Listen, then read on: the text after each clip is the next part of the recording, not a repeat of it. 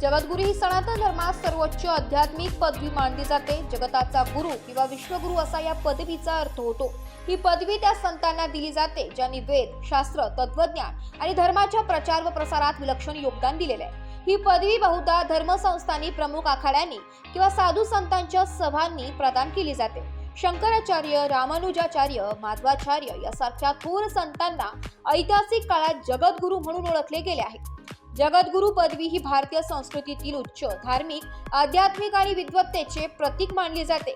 प्रयागराज येथे सुरू असलेल्या भव्य महाकुंभ मेळ्यात देशभरातील विविध साधू संतांच्या प्रमुख उपस्थितीत एक ऐतिहासिक क्षण साक्षीदार ठरला।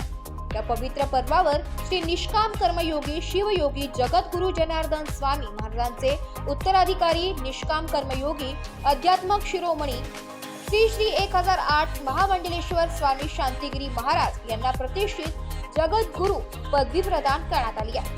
हा सोहळा अत्यंत भक्तिमय वातावरणात पार पडला असून या मानाच्या पदवीमुळे स्वामी शांतिगिरी महाराज यांच्या आध्यात्मिक क्षेत्रातील प्रतिष्ठा अधिक वृद्धिंगत झाली आहे। या गौरव प्राप्तीबद्दल निरगुडे सर, लाखलगाव, नाशिक यांनी त्यांना मनपूर्वक शुभेच्छा दिल्या। तब्बल 144 वर्षानंतर श्री क्षेत्र प्रयागराज येथे पूर्ण महाकुंभ मेळा संपन्न होत आहे। हा केवळ धार्मिक नाही तर आध्यात्मिक आणि सांस्कृतिक दृष्टिकोनातूनही अत्यंत महत्त्वाचा मानला जातो।